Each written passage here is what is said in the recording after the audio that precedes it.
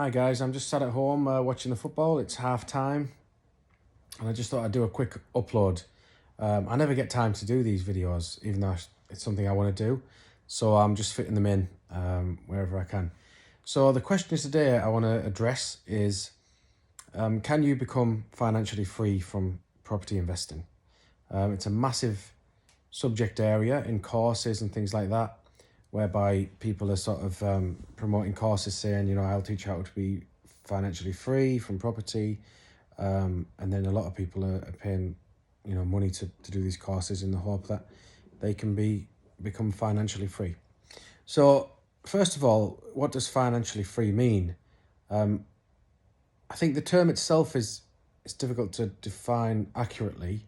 I think what they're selling is the idea that you are not having to work in a job you don't want to do to pay your bills. You sort of have enough what we call passive income to pay your bills, and then you can do what you want with your time, whether it be work or not.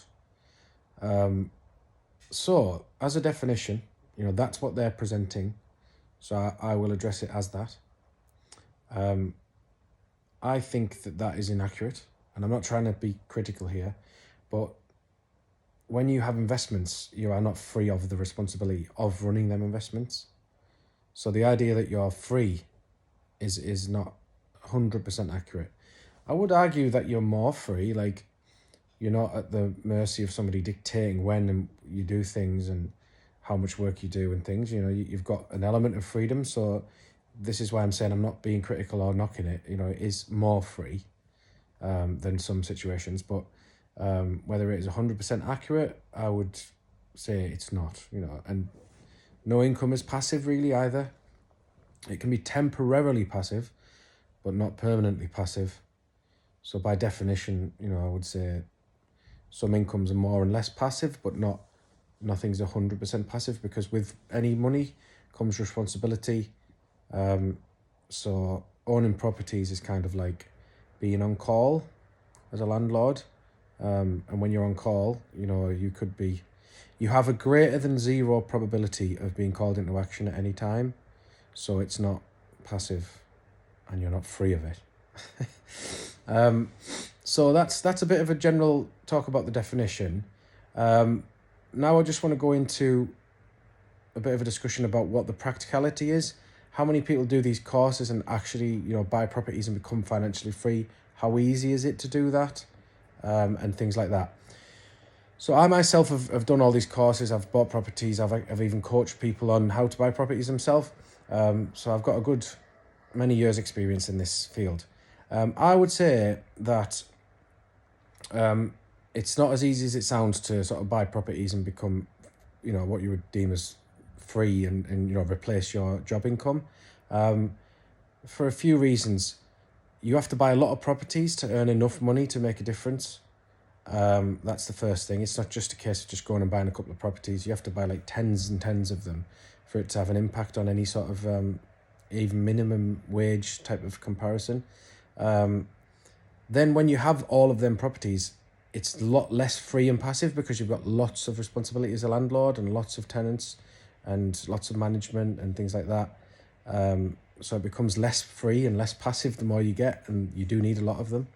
And then also, finally, the work involved in sort of doing this is quite, large as well, to build up a property, get builders engaged and, things like that. So, it's not just a cakewalk, you buy properties and then you just walk away.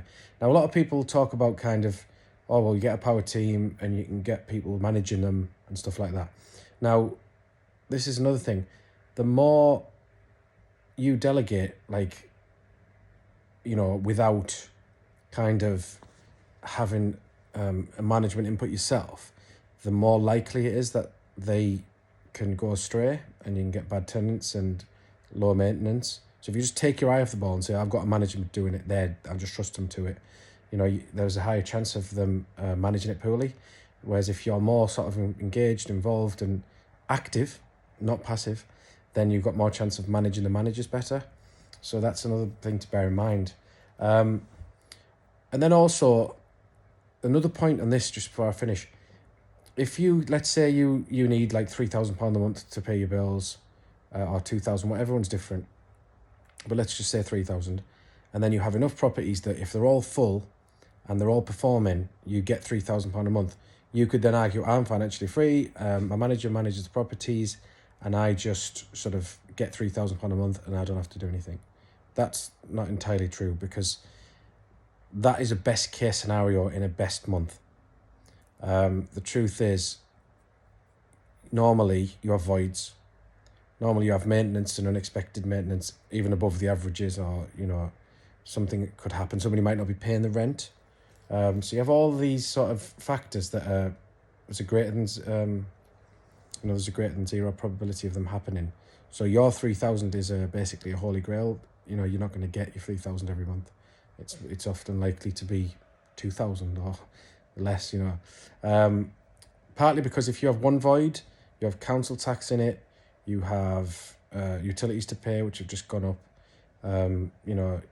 You've got a lot of expenses that go out, so you sort of have a swing of a net negative when you have a void. Like if you rent 400 on a property, if it's void, you can expect to be losing 650 a month in your budgets, because you've got the loss of the rent, extra council tax to pay, extra utilities to pay, etc., etc. Tenant fine fees to pay from a letting agent when they do find one. Even if you rent it straight away, you've still got a tenant fine fee. So, all of that factored in, if you've got a best case scenario of having a portfolio that can get you 3,000 a month, you're probably not going to get 3,000 a month on average. So, you can imagine you've just got to have more and more and more properties to even get your average up to 3,000. And then it's going to require some management. So yeah, obviously there is a best case scenario. Some people might say, oh, you're a naysayer, you're skeptical.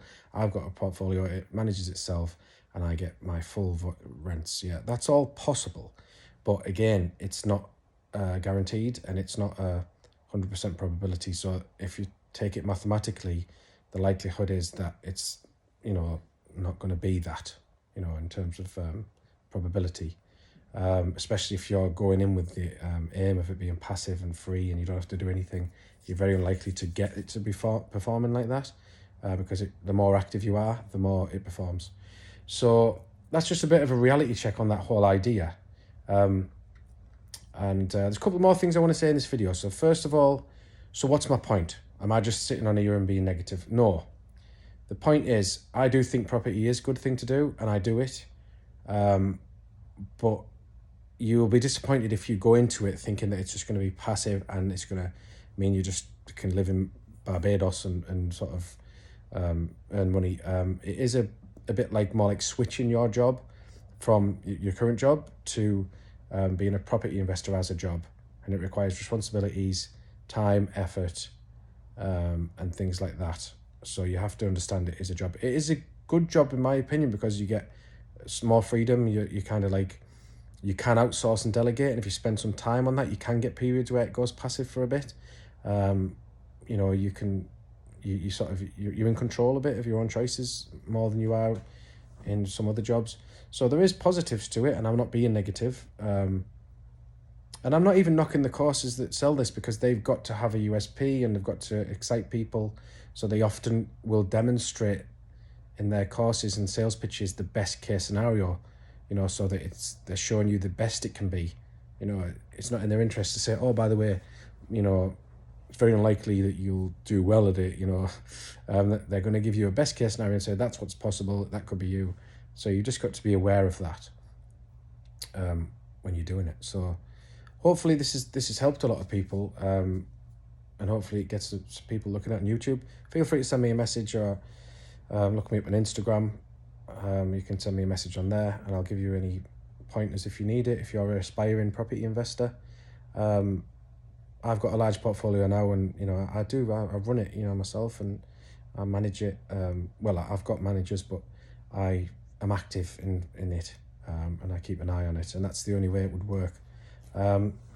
So yeah, hopefully that's helped. Any questions, just drop me a message. Overall, just be aware of this.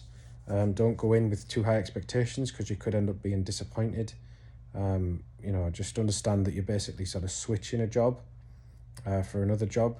But if that's this job has the profile that you want, like more passive and more free than some other jobs can be, then by all means do it, and give it your all. But I will say, hard work pays. If you're trying to get like a free lunch, and do nothing but get money, it doesn't really work like that. Money is like a science. It doesn't allow you to do that to it.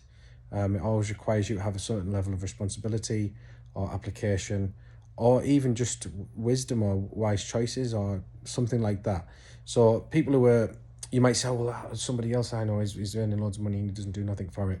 There's all sorts of reasons. Like, they might have done a lot of work in the past to build up that level of passive income. So the work's been invested, if you know what I mean.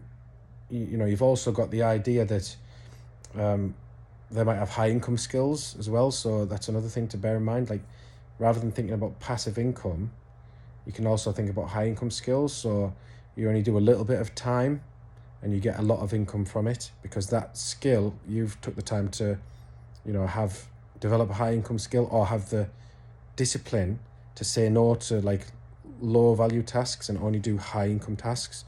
You can organize your time like that, so you spend less time and you get more income, but that's still not passive income. It's just more income for less time.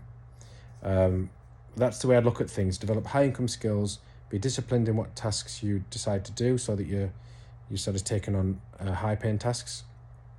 And then also try and build up investment passive income, but understand that that's only a certain level of passive, and you're going to have to apply yourself at given times actively to enable you to maintain that passive income. So keep all that in mind. Feel free to hook up. I do occasionally offer help to aspiring investors if I've got time, but most of my time now is spent sort of managing refurbishments and property portfolio.